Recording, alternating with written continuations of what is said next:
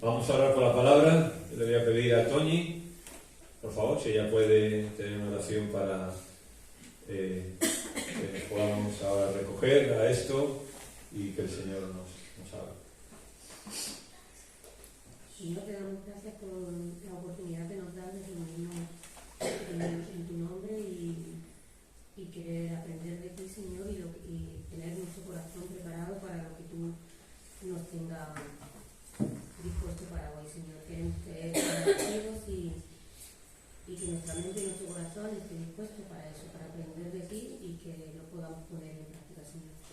Pon en boca de Antonio todo lo que tú le has puesto en su corazón y en su interior, Señor, para que lo pueda transmitir. En nombre de Jesús. Amén. Amén.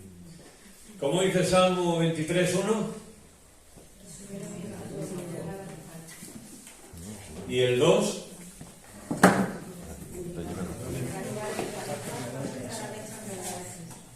¿Qué más? Versículo 3.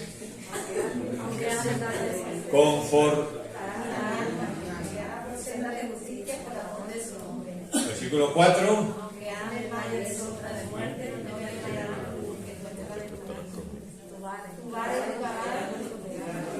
Versículo 5.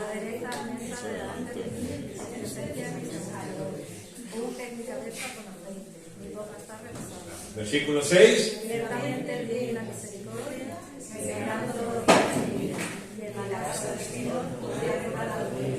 Amén. Hay una versión poética que Spurgeon en el siglo XVIII compuso de este salmo. Y Spurgeon escribió esto: el Señor me gobierna y me dirige, así nunca podrá faltarme nada. Y ya me ha establecido un paraje de muchos pastos en que nada falta. En un feliz paraje donde abundan mullidas hierbas y corrientes de aguas, aguas que fortifican, que consuelan y que mi alma convierten y restauran. Me condujo a las sendas deliciosas, que a la justicia guían y a la patria. Y esto lo hizo por gloria de su nombre, del nombre santo que mis labios cantan. Porque, Señor, si entre las negras sombras de la pálida muerte me encontrara, sin temer ningún mal firme andaría, porque tú estás conmigo y me acompañas. Ese báculo mismo que me rige, esa severa y saludable vara con la que me sueles piadoso corregirme, es la que más consuela mi esperanza. Para mí, y a mi vista preparaste una mesa terrible, una muralla que me resguarda de los enemigos que me persiguen con tan fiera saña. Y mi cabeza untaste con aceite, mejor que los perfumes de Arabia. ¡Ah, qué admirable es! ¡Cuánto bendigo este cáliz de amor con que me embriagas! Y espero que tu gran misericordia me ha de seguir cuanto mi vida alcanza, para que habite en tu mansión divina los venturosos días que no acaban. Amén. Es muy bonito, ¿no? Yo lo leí varias veces y cuanto más lo leía, más me ha gustado esta versión poética. Salmo 23, dijimos que lo tratábamos como que David está hablando de toda su vida, ¿no? De todas las etapas por las que David pasó a lo largo de su vida, desde que era un jovencito, ya cuando sabemos de él que está detrás de las ovejas, está cuidando las ovejas de su padre, hasta ya al final de sus días. Y decíamos que es un salmo donde el agradecimiento está por bandera. Una persona que ve las cosas en perspectiva, un hijo de Dios, que entiende muy bien que en la vida uno tiene que ser positivo, que en la vida uno tiene que aprender a confiar en el Señor. Como Habacuc decía, ¿no? Que él decía: Señor, yo no entiendo lo que tú haces y me lamento por esto, pero Señor, en ti confío y te alabo. Es decir, que David tiene el agradecimiento por bandera y nos deja este salmo para que nosotros seamos también personas agradecidas al Señor. Dijimos que él usaba la palabra mizmor, que significa un canto de alabanza, David, cuando piensa en su vida en general, dice: cuando lo cantéis acerca de mi vida, que nadie ande triste, que nadie se ande arrastrando, que nadie ande diciendo vaya tela lo que pasó David, no sé qué. No, sino que todos puedan reconocer que Dios ha sido mi pastor. Y él recuerda, dijimos, ¿no?, en perspectiva, sus tiempos más felices. Para David, cuando al final está escribiendo de su vida, dice: ¿qué fue lo más feliz para mí? ¿Cuándo yo disfruté más? ¿Cuándo me sentí más realizado, más contento, mejor en mi vida? Esos tiempos con el Señor. Cuando él dice: el Señor es mi pastor y me guió a esos pastos verdes, a esas aguas tranquilas. Y cuando al final en el Salmo dice: y en la casa del Señor me sentaré por largos días. Decíamos que David está pensando en el templo, en ir allí donde estaba la presencia de Dios, y allí, habiendo disfrutado de las bendiciones de Dios, descansar. Hermanos, esto lo dijimos el domingo, ¿verdad?, por la mañana. ¿Cómo ha sido nuestra semana? ¿Hemos aprovechado para descansar en el Señor? ¿Hemos aprovechado para acudir al Señor y que esos sean los momentos felices para nosotros durante la semana? Porque ha habido muchas luchas, seguro, esta semana para todos, ¿no? Personalmente, como familias, como iglesia. Pero lo que tenemos que recordar siempre es esto, ¿no? David decía: bueno, mira, yo he sido rey y he hecho muchas cosas, he ganado batallas y he hecho grandes hazañas. Y David no menciona ninguna de ellas. No se pone en el centro de este salmo, ¿no?, sino que pone a Dios en el centro. Y dice: Señor, estos son los momentos, estos han sido los momentos felices para mí, el estar en la presencia de Dios. Y por eso os animaba el domingo pasado y os sigo animando a que no olvidemos esta parte fundamental de nuestra vida, esta parte fundamental de nuestra vida espiritual, ese contacto con el Señor diario, esos verdes prados, ¿no?, esos verdes pastos en los cuales podemos descansar.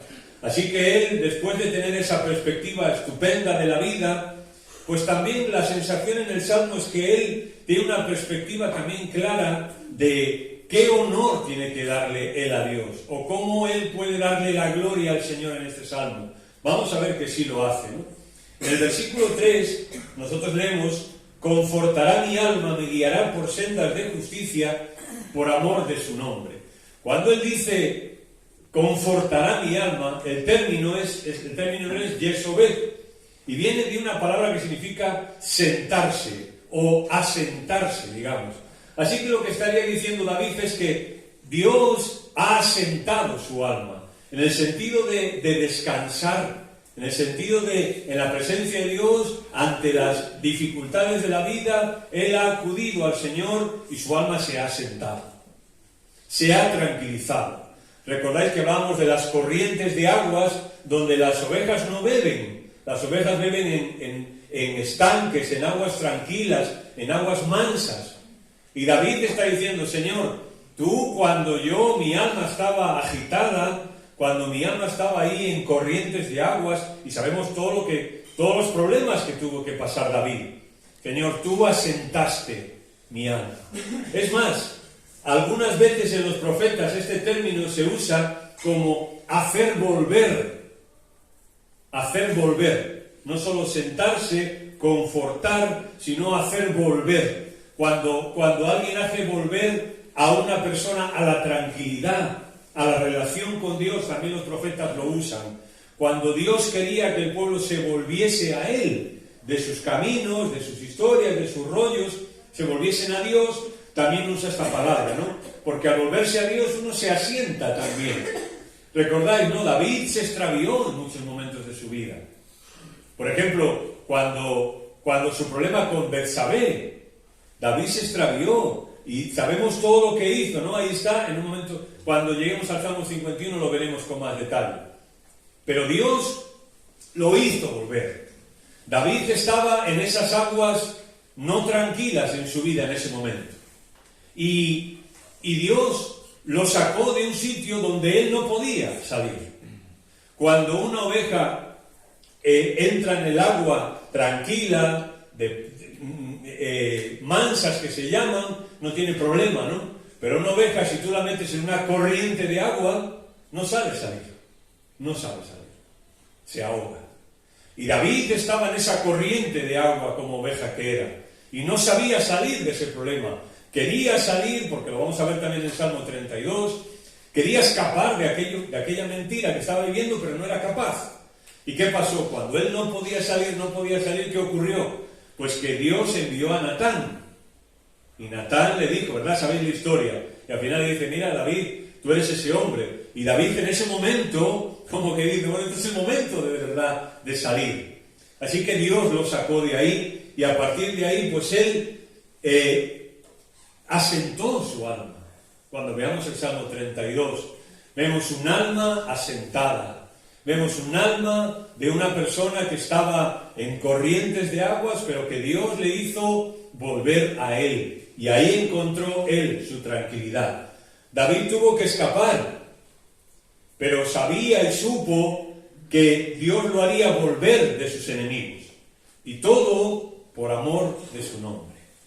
David está reconociendo que todo lo que ocurrió en su vida, todas las formas en las que Dios le trató, todas las cosas que él permitió en su vida, todos los aciertos y los errores, las victorias y las derrotas, sus luchas, sus problemas, las circunstancias que tuvo que vivir en el reino, con sus enemigos, con su familia. David de alguna manera dice, Señor, todo es por amor de tu nombre. Y David reconoce que todo aquello que ocurrió dio la oportunidad de traer honor al nombre de Dios. Y esa es la perspectiva que tendríamos que tener todos.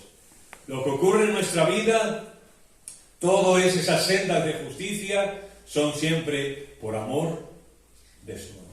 Siempre. Ahora él dice, ¿no? En el famoso versículo también del Salmo, aunque ande en valle de sombra de muerte, no temeré mal alguno, o no temeré a lo malo, mejor, no temeré a lo malo, porque tú estarás conmigo. Tu vara y tu callado me infundirán aliento. Hermanos, el hecho de que tenga que pasar por valles oscuros en mi vida, no quiere decir que Dios no está conmigo. No quiere decir que Dios no está conmigo. No quiere decir que Dios me ha abandonado. No quiere decir que Dios me ha entregado a mi suerte. No. Y David lo dice, aunque yo ande en ese valle, no temo mal alguno. Es más, ese valle en el que David menciona es un valle que él se lo buscó. Está hablando de cuando tuvo que escapar de Saúl posiblemente, cuando tuvo que escapar de su hijo, cuando tuvo que andar escapando de sus enemigos por decisiones que él tomó mal, muchas cosas que le ocurrieron. Y él dice, aun cuando yo me metí en esos valles, aun cuando mis decisiones provocaron que yo estuviera en esos valles, Señor, tú siempre estuviste conmigo. David dice que el sentido de David es el siguiente, ¿no? Si somos capaces de ver a Dios en mi situación, el valle ese no será malo en el sentido absoluto. Porque claro, cuando uno está pasando por un valle, pues evidentemente no lo pasa bien.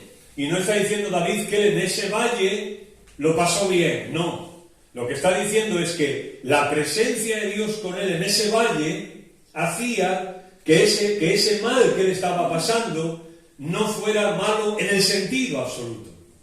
¿Me explico? Es decir, que él veía a Dios aún en eso. Y decía, es verdad, yo tengo que pasar esto. Yo tengo que pasar todas estas circunstancias.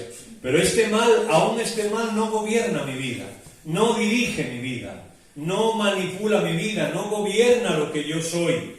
Sino que lo que yo soy y lo que yo hago lo gobiernas tú, Señor. Porque aún ahí tú estás conmigo. Eso debemos aprender también. Porque a veces, ante el sufrimiento, ¿no? Nos hacemos muchas veces las víctimas frente a eso, ¿no? Entiendo porque somos personas también, o sea, no somos máquinas. Somos personas y las cosas nos afectan. Y a veces, pero hermanos, nunca dejemos de ver al Señor ahí, ¿no? Como Conrado nos decía el domingo pasado, ¿no? Un poco, ¿no? Oye, ya está bien. El Señor está ahí. Es verdad que hay sufrimiento, que hay problemas, que hay circunstancias, pero el Señor está ahí, en la situación que estemos. No estamos solos. El Señor está con nosotros. No nos dejará ni nos abandonará. Dice, contigo estaré siempre. Y esa promesa, por muy profundo y oscuro que sea el valle, tiene que dominar mi corazón. No podemos dejarnos dominar por lo otro, porque Satanás entonces nos va a zarandear y nos va a arrastrar. Esta semana estaba hablando con una persona, un hermano. Me decía, hombre, ahí estoy luchando con las cosas y me estaba comentando una serie de cosas. Y yo le decía a ese hermano, mira, si yo te veo ahora con referente hace algunos años, pues nada que ver lo que eres ahora. Nada que ver lo que eres ahora. Y hay personas que a mí me lo han comentado. Hay que ver cómo ha cambiado no sé quién. Y él me decía, independientemente de la conversación, ¿no? Pero él me decía, oye Antonio, pues gracias, porque Satanás me estaba dando caña con esto. Y no estaba viendo lo que Dios hace, aunque sea poco en mi vida. Y me estaba fijando solo en lo negativo y solo en lo que no era. Bueno, David nos anima a esto. Menciona la vara y el cayado. Son dos instrumentos distintos. Vamos a ver si lo podemos explicar rápidamente. Mira, ahí lo he puesto. La vara era un palo pequeño que se usaba para dar pequeños golpecitos a la oveja para que volviese al camino. El golpe de la vara duele un poco, pero el fin no es malo. Y siempre la idea es conducir a la oveja hacia el lugar correcto. Cuando la oveja se va a desviar, el pastor le pega unos pequeños toques con la vara. A lo mejor le puede doler un poquito, pero bueno, es como cuando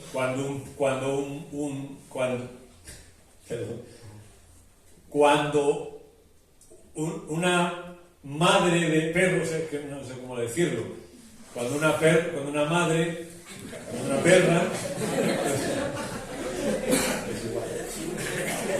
una perra que es madre tiene que corregir a su cachorro. A mí me lo dijo el educador cuando llevamos al perro ahí al educador. Me dijo, mira, este collar que vas a usar, que es un collar que tiene como pinchos, ¿no? Dice, esto lo que imita es a la madre. Porque la madre, cuando el cachorro se intenta descontrolar, le pega pellizcos con los dientes. No le muerde, le pega un pellizco. Y dice, y esto le recuerda a él eso, ¿no? No le duele, le molesta un poquito, pero no le duele. Pero él sabe que no está haciendo bien y por tanto que tiene que corregirse. Bien, eso es lo que dice aquí, ¿no? Tu vara, ¿no? O sea, cuando Dios a veces tiene que, pues darnos esos pequeños golpecitos, ¿no? Para que nos demos cuenta de las cosas, para que volvamos a entender lo más importante. Y luego está el cayado. Cayado, que se llama bordón también, que literalmente es una palabra que significa apoyo. Bien, este palo es más fuerte, este es más o menos un cayado. Es más fuerte porque el pastor es donde se apoya y por tanto tiene que aguantar, tiene que ser lo suficientemente fuerte y rígido y de buena madera para que no se rompa, ¿no? Y eso es lo que el pastor usaba para cuando ya había un peligro extremo, pues el cayado tenía esa parte y a lo mejor pues agarrar a la oveja así y arrastrarla. O para defenderse de las fieras, por ejemplo los lobos, cuando venían, pues el pastor usaba el cayado para defender a las ovejas de los depredadores. Así que David lo que está diciendo es, Señor, aun cuando yo pasé por esos valles de sombra, de muerte, con peligros, con fieras, con depredadores, con enemigos, Señor, pues tú usaste también tu cayado, tú apartaste de mí ese mal en el sentido absoluto, ¿no? Ese mal que era para mí una amenaza, un peligro real, Señor, ahí tú lo hiciste. Cuando yo me intentaba apartar en cosas, pues tú usaste tu vara, Señor, para darme esos toques de atención. Pero cuando de verdad el mal, en el sentido más grave, amenazó a mi vida, Señor, tú usaste también tu cayado. Y aquellas cosas que aún hicieron peligrar mi vida físicamente, Señor, pues tú en este sentido, las alejaste. Es decir, David tiene ese sentido positivo frente a las cosas. Leeros el capítulo 6 de la segunda carta de Pablo a los Corintios, cuando Pablo está hablando de el resumen de cómo fue su ministerio, ¿no? De las cosas que él pasó. Y allí Pablo tiene esta misma perspectiva, ¿no? Es verdad que la hemos pasado mal, dice Pablo, pero aquí estamos. Nos han machacado, pero no nos han derrotado. Nos han hecho de todo, pero seguimos en pie. Se han burlado de nosotros, pero nosotros seguimos. Es como que Pablo dice, aún en esos momentos difíciles de mi ministerio y de mi vida, dice, Señor, aquí estamos en pie. O como cantaba Marcos Vidal en una canción, ¿no? Que decía que, Señor, aquí estamos con alguna herida más, pero aquí estamos. Y si tú y yo estamos aquí, pues es por el Señor. Porque el Señor a veces nos ha dado toques en los que nos hemos dado cuenta y nos hemos encauzado, pero hay veces que ha habido peligros en nuestra vida que no sabíamos ni cómo salir de ellos. Pero el Señor, con su cayado, nos ha ayudado siempre. No a pesar de, sino gracias a. No es a pesar de los valles de sombra de muerte. Eso no está diciendo David. Sino David está diciendo, gracias a los valles de sombra de muerte, yo he visto al Señor. Eso es lo mismo que algunos profetas y algunos hombres en la Biblia dijeron, ¿no? Que no, Señor, a pesar de lo que estoy pasando, tal. No. Gracias a lo que estoy pasando, hoy puedo ver tu mano. Y gracias a lo que tuve que vivir, aunque fuera bueno o aunque fuera malo, gracias a lo que yo he tenido que vivir, Señor, he visto tu mano. He visto tu cuidado en todo. O como Spurgeon también decía, decía Spurgeon, no le digas que no al sufrimiento, ni a los problemas, ni a las dificultades de la vida, decía Spurgeon. No vaya a ser que te pierdas alguna bendición oculta dentro de ellos. Y eso lo vemos en el libro de Job. Job, que fue un hombre que pasó por un valle oscuro, y todo lo que pasó Job. Pero al final, aún en eso, Job encontró una bendición. Y fue tener a Dios de una forma que jamás pensó que lo iba a tener. Job era un hombre íntegro. Era un hombre que buscaba ser íntegro, apartarse del mal, honrar a Dios. Pero al final del libro, en ese valle que él pasa, lo vemos que dice, de oídas te había oído y ahora mis ojos te ven. Y él ve esa bendición oculta a lo que le estaba pasando. Posiblemente tú tengas problemas, al igual que yo, y todos tenemos circunstancias. Busquemos esa bendición oculta ahí dentro. Busquemos en qué nos está queriendo Dios bendecir en esas circunstancias. Puede ser que le esté hablando cuando él tuvo que escapar, como digo, de Saúl, por desiertos, por bosques. Por otros salmos también vemos que David entendía que todo aquello venía de alguna forma de Dios, todo aquello venía de Dios, y que él entendía que Dios lo estaba llevando por esos buenos pastos. Mirad, en el Salmo hay una figura también muy interesante, y es esos verdes pastos, ¿no? Y muchas veces cuando dice que Dios nos conduce hacia esos verdes pastos, cuando a veces los pastores tenían las ovejas, a veces era fácil encontrar los pastos adecuados y el lugar adecuado para las ovejas. Pero a veces el pastor, para encontrar esos pastos buenos, tenía que llevar a las ovejas pues por sitios difíciles, por sitios complicados. Tenía que hacerles subir acantilados o bajar por sitios difíciles, pero eran necesarios porque al final iban a ir ahí a esos verdes pastos, ¿no? Bueno, ¿no es acaso lo que a lo mejor el Señor puede estar haciendo con nosotros? Que puede ser que el Señor a veces nos haga pasar por momentos difíciles, por acantilados, por subidas, por lugares complicados. Pero mirad, el Señor lo que busca es que al final nosotros encontremos ese lugar de paz con Él, de tranquilidad, de crecer, de alimentarnos y de seguir seguros en nuestra vida. Ahora, quiero decir algo, y es, esta manera de traducir este versículo. Aunque ande en valle de sombra de muerte, coma, no temeré mal alguno, coma, porque tú estarás conmigo.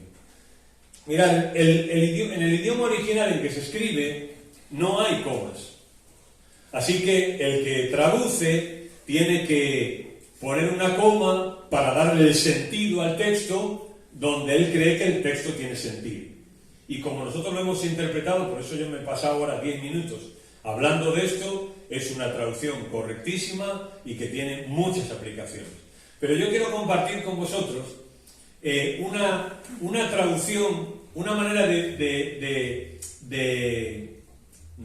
marcar el texto de otra forma para que veáis las implicaciones positivas en esta manera. Es un experto en idiomas lo puntúa así.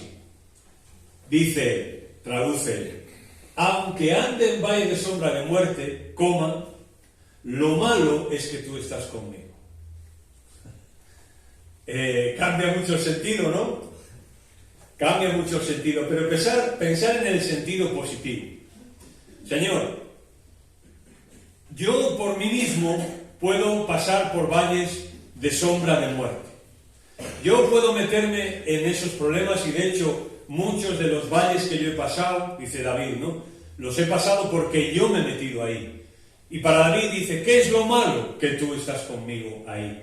Mirad, los profetas siempre sugieren que lo que Dios pasaba, que lo que el pueblo de Israel pasaba, Dios lo pasaba también con ellos. Por ejemplo, Isaías dice, en todas sus angustias, él también fue angustiado. Y lo menciona en todos los problemas y dificultades que Israel por su comportamiento pasó. Bien, dice, Dios también fue angustiado. O el Salmo 91 que dice, él me clamará en la angustia, dice, y yo estaré con él ahí en la angustia. Por ejemplo, para Moisés, cuando el pueblo había pecado y cuando el pueblo estaba como estaba, en un valle de sombra de muerte, ¿no? En un valle oscuro, para Moisés una de las preocupaciones es, Señor, ¿qué van a decir los egipcios? Pero no de ellos, sino de Dios. ¿Qué van a decir de Dios? Porque nosotros decimos que tú estás con nosotros y que tú nos acompañas y que tú eres nuestro Dios. Y si nosotros estamos pasando por estos valles en los que nosotros nos hemos metido, ¿qué van a decir las personas de ti, Señor? Si esto es así, si cabe, yo lo quería simplemente hacer a modo de aplicación también para despertar vuestro interés, ¿no? David era un hombre conforme al corazón de Dios. Y David era un hombre que cuando leamos el Salmo 32 nos vamos a dar cuenta que a él le preocupaba, aunque no lo parezca, le preocupaba mucho lo que él hacía. Y le preocupaba mucho su pecado. Y aquí caería bien esta preocupación de parte de David. Señor, yo por mí mismo puedo entrar en un valle de estos en los que yo me meto, pero lo malo es que tú estás conmigo, Señor. Es como Dios en nuestras angustias y en nuestros problemas va con nosotros siempre. Y ojalá, y permitidme hacerlo a modo de aplicación, ojalá todos nosotros tuviéramos esta preocupación, ojalá todos nosotros tuviéramos esta preocupación. La preocupación de que si yo me meto en un valle de sombra de muerte, bueno, pues me he metido porque a mí me parece, no, porque yo me he equivocado. Pero lo malo es que el Señor también está ahí con nosotros. Y que el Señor tiene que sufrir estas circunstancias con nosotros. Y eso creo que nos va a dar una perspectiva distinta. No me meto yo en un valle de sombra solo. El Señor no dice, bueno, pues tú te has metido, allá tú. No, el Señor se mete conmigo ahí en ese valle. Está sufriendo mi problema, está padeciendo esa decisión que yo he hecho, está anhelando ayudarme a sacarme de ese valle y de alguna forma está ahí conmigo. O sea, veámoslo en el sentido positivo esto. Señor, tú estás conmigo y yo debo de preocuparme en el valle donde yo esté, debo de preocuparme. Y cuando David hace este resumen en este Salmo 23 de su vida, sabemos claramente que él sí se preocupó. Sabemos que en momentos se enajenó y en momentos andaba muy distraído, pero él siempre le preocupaba esto, ¿no? Que Dios estaba con él y que Dios estaba pasando por esas circunstancias con Él, y nosotros hoy todavía más, ¿no? Porque el Señor dijo, yo estoy con vosotros todos los días hasta el fin del mundo. Y Dios quiera que todos tengamos esa preocupación, que donde andemos, en lo que estemos metidos, a donde vayamos, el Señor está ahí. Y eso debe ser una preocupación para mí. El Señor está ahí en ese momento. El Señor está ahí en ese momento. Él después habla, por ejemplo, dice, me guía por senderos de justicia por amor de su nombre. Y al final dice, ciertamente el bien y la misericordia me seguirán todos los días de mi vida. Estamos tan unidos al Señor que mis caídas son sus caídas, y mis subidas son sus subidas, y mis victorias son sus victorias, y mis derrotas son sus derrotas. Pablo dice en Corintios, ¿no?, que Él nos lleva, porque esa es su voluntad evidentemente, de triunfo en triunfo. Él es el que está con nosotros. Y David reconoce que a lo largo de su vida, David ha pasado por distintos caminos y por distintas experiencias de su vida. Pero al final dice, siempre ha sido por amor de su nombre. Dios está preocupado por el honor de su nombre. Y Él lo vincula a nosotros. En el Antiguo Testamento vemos varias veces que dice que Él ama al pueblo de Israel. Dice, yo he hecho esto por amor de mi nombre. No dice, lo he hecho para ayudaros o porque vosotros tal. No, dice, yo lo he hecho por amor de mi nombre. ¿Qué quiere decir eso? Que Dios nos vincula a nosotros con su nombre. Que lo que nosotros como pueblo de Dios hagamos aquí es lo que está hablando de Dios. Sea bueno como a veces, o sea malo también como nos ocurre a veces. Pero lo que está claro es que el Señor siempre nos conduce por amor de su nombre. Y créeme, aunque tú puedas decir, hombre, sí, por amor de su nombre y por amor del mío, ¿qué? Porque el nombre en la Biblia refleja a la persona. Dios cuando dice, por amor de mi nombre, está diciendo, por amor de mí mismo. Y tú puedes decir, hombre, pero es que a veces Dios hace cosas en mi vida que sí pueden ser por amor a Él o por el beneficio suyo, pero yo, ¿qué? Que Dios haga las cosas, que Dios nos trate a nosotros por amor de su nombre, es lo mejor que puede hacer. Es lo mejor que puede hacer. No hay una bendición más grande para nosotros que tener la seguridad en nuestra vida de que cada cosa que Dios hace en nosotros es por amor a sí mismo. Porque Él mismo es amor, Él mismo es compasión, es santidad, es todopoderoso, lo sabe todo, está en todos los lugares, es soberano. Pero cuando decimos por amor de su nombre, el nombre de Dios en la Biblia, ¿cuánto implica, no? Todos sus atributos, su soberanía, su santidad, su sabiduría, ser todopoderoso, conocerlo todo, que nadie le pueda estorbar. Bueno, todos los atributos que a ti te pueden venir a la mente. Y cuando David está diciendo que eso Dios, que la manera en que lo ha tratado Él ha sido por amor de su nombre, David está pensando en todo esto. Que cuando él, David, el rey David, no fue sabio en su vida, Dios actuó en él por amor de su nombre, todo sabio. Que cuando David pecó en su vida y se equivocó, Dios actuó en él por amor de su nombre, que es santo. Cuando David tuvo dificultades con sus enemigos y estuvo a punto de morir, Dios actuó en él por amor de su nombre todopoderoso. ¿Recordáis lo que él le dice a Goliat? ¿Qué le dice a Goliat? ¿Alguien lo recuerda? Tú vienes a mí con lo que sea, ¿no? Una ametralladora, versión popular, no moderna. Pero yo vengo a ti en el nombre del Dios de Israel. Eso es lo que está diciendo. Mira, Goliat, yo no soy tan fuerte como tú, pero tengo un Dios que sí es más fuerte que tú, de aquí a Lima. ¿Sí? Y eso es lo que él está diciendo. Y es lo que nosotros debemos de pensar. Yo sé que no es fácil en muchos momentos cuando estamos en esos valles de oscuridad, pues por eso son valles de oscuridad, ¿no? Porque a veces no vemos la luz y no vemos cómo salir de ahí. Pero pensemos que Dios siempre obrará por amor de su nombre. Y los sitios por donde Él nos lleva siempre nos conducen a Él, siempre.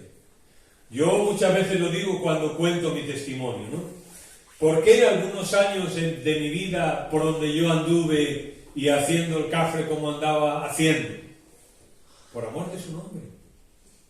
Porque a lo mejor si Dios no me hubiese llevado por esos lugares, pues posiblemente nunca hubiese necesitado de Él. Pero Él permite cosas en nuestra vida para que lo busquemos a Él. Por ejemplo, cuando tenemos un problema en la vida, una necesidad, la muerte de un familiar, un problema de enfermedad, no sé, tantas cosas que pueden ocurrir. ¿Por qué ocurren? ¿Porque sí? No. Dios tiene un propósito para esas cosas. Job dice, ¿no?, que él no atribuyó a Dios despropósito alguno. Es como que dice, cuando Dios hace algo, tiene un propósito siempre. Y su propósito siempre es conducirnos hacia Él. Y David está diciendo, Señor, en todas las cosas que yo pasé, Señor, y él posiblemente está pensándolas, Señor, en todos los caminos que yo anduve, en todas las circunstancias que yo tuve que enfrentarme, Señor, al final siempre iban a un sitio, a ti. Ayer lo mencionamos, recordáis al hijo pródigo, ¿no? El hijo pródigo que empieza y dice, Padre, dame todo mi herencia, yo me voy por ahí y hasta luego, Lucas, ¿no? Y se va y gasta todo y vive perdidamente. Y tú dices, bueno, qué necesidad, ¿no? Pero ¿a qué lo llevó a esa persona al final a eso? A cuando estaba mal de verdad y en ese valle oscuro en el que él no podía salir, pues él de repente vuelve en sí y dice, me levantaré, iré a mi padre, le diré, Padre, he pecado contra el cielo y contra ti. Y todos en un sentido a veces somos como el hijo pródigo, que nos alejamos, a veces despilfarramos nuestro tiempo, nuestra vida, los dones que tenemos, pero hermanos, volvamos en sí. Volvamos en sí, levantemos nuestra mirada hacia el Señor, porque ese es el camino. Ese es el camino de justicia. Y ese es el camino de amor para nosotros. Dios, su pastor, lo había llevado a él a veces por lugares peligrosos. Las sendas de justicia no siempre son las más fáciles, pero siempre son las mejores. ¿Recordáis lo que dice la Biblia? Hay camino que al hombre le parece bueno, pero ¿cómo es su final? Y David dice, las sendas de justicia puede ser que no sean las más fáciles, pero siempre son las mejores, siempre. O como dice Proverbios, la senda de los justos es como la luz de la aurora, que va en aumento hasta que el día es perfecto. Y aunque aquí andemos en valles, nuestra senda va creciendo. Nuestra senda cada vez se va iluminando más. Cada vez estamos más cerca del Señor. El otro día estaba pensando yo tengo 54 años. Y bueno, pues a veces pienso así algunas cosas, ¿no? Y estaba pensando que, por ejemplo, 54, sí, 54. ¿Cómo será mi perspectiva, pensaba yo, ¿no?, dentro de 20 años? Cuando tenga yo 74 años. Y estuve una mañana ahí yo un poco rayado con eso. Y pues al final yo pensé y dije, pues mejor que ahora, ¿no? Se supone que mejor que ahora. Porque ahora, si yo lo pienso como hijo de Dios, no digo, vaya, todo lo que me falta, ¿no? Si Dios quiere, ¿no? La tela de años que me queda todavía por vivir aquí, ¿no? Pero pensaba, pero cuando tú tengas 74 años, yo pensaba, pero Antonio, cuando tú tengas 74 años, o sea, tu expectativa tiene que ser diferente, porque o sea, ya estoy con el Señor, ¿no? David estaba perseguido, pero él siempre confió en que Dios prepararía mesa.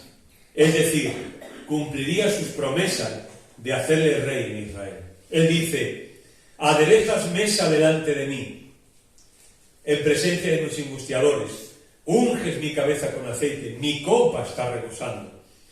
David estuvo perseguido y vimos en un salmo que había gente que decía: no hay esperanza para él en Dios, cuando él tuvo que escaparse de Absalón. No hay esperanza para él.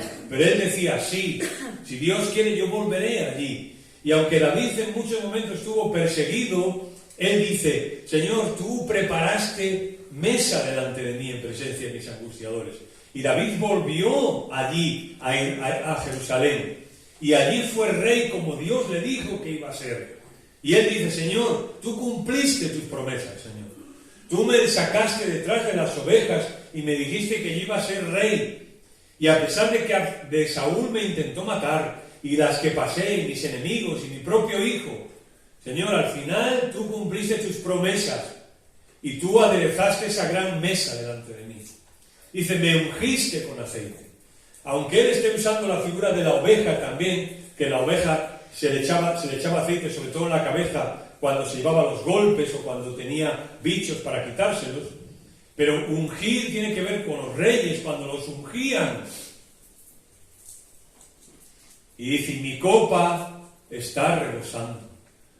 Y pensando posiblemente en ese momento en el que él fue rey de Israel, ¿qué pensaría David?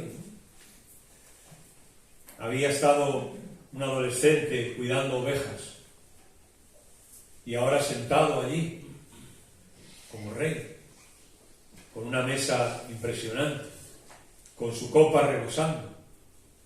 ¿Qué pensaría él de todo eso? Pues lo sabemos cuando él, por ejemplo, hizo gracia con Mefiboset, el hijo de Saúl. Cuando él hizo gracia y él estaba reconociendo: Mefiboset no merece estar en esta mesa. ¿Pero qué está diciendo David? Yo tampoco. Yo tampoco. Y si yo estoy en esta mesa aquí, es por la gracia de Dios, no por otra cosa. Y él estaría reconociendo esto. Dios le preparó una gran mesa y fue ungido. Pero David, en el Salmo termina: en la casa del Señor me sentaré por largos días. David, en este Salmo, nos muestra el agradecimiento por bandera. Su agradecimiento en la vida es: Señor, en esta vida he tenido que pasar por circunstancias difíciles posiblemente, pero yo lo que recuerdo, Señor, son esos tiempos contigo. Eso es lo que me hace feliz y lo que me hizo feliz siempre, Señor. Fui rey de Israel, tuve mucha fama y mucha gloria y mucho honor, Señor, como rey, hablo humanamente. Pero para mí, lo que yo recuerdo es estar sentado junto a ti en verdes pastos, Señor. Esto es lo que yo recuerdo. Y esto es lo que quiero que se recuerde de mí. Una persona de la cual Dios fue su pastor. Una persona que fue rey de Israel, pero nunca me olvidé de ser oveja. Nunca me olvidé que siempre fui oveja tuya. Como dice también el Salmo 100, que nos leía David: ovejas de su prado somos. Y por tanto David es una persona con un corazón agradecido. Y fue una persona que no permitió que los valles en los que tuvo que pasar ocultaran su visión de Dios. Fue una persona que, aunque tuvo que pasar por dificultades, a esas dificultades él le llama sendas de justicia. sendas justas. No podemos atribuir a Dios despropósito alguno, ni que Él hace daño a nadie. Todo lo contrario. Él quiere nuestro bien y quiere nuestra bendición. Y dice Él, y mi deseo siempre fue, yo fui rey y anduve por ahí matando filisteos y enemigos de Dios y con grandes reyes y todo esto, ¿no? que David tenía como rey que era, ¿no? Y estuve en grandes cosas. Dice David, pero ¿cómo termina David el Salmo? ¿No?